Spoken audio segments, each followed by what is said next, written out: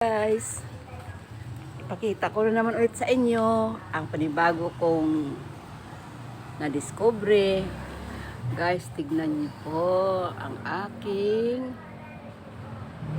passion fruit. Nagbunga na siya. Yan. Hindi naman siguro bunga. Ano pa lang, bulaklak pa lang. Siyempre, papunta na siya sa bunga. Ang dami na guys. Ayan Ayan tika lang.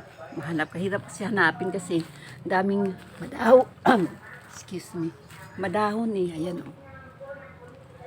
Ayan Yan. Ito pa Ayan, bumuka na yung bulaklak niya Ayan Ayan. Yehey! Ito pa. Yehey! Ayan ang dami Galing-galing. Galing-galing. Hanap pa tayo. Dahon kasi mahirap hanapin.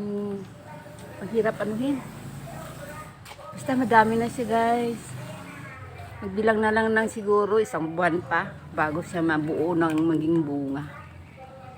Diba? Yes. Madagdagan pa yan sila. Thank you guys for watching.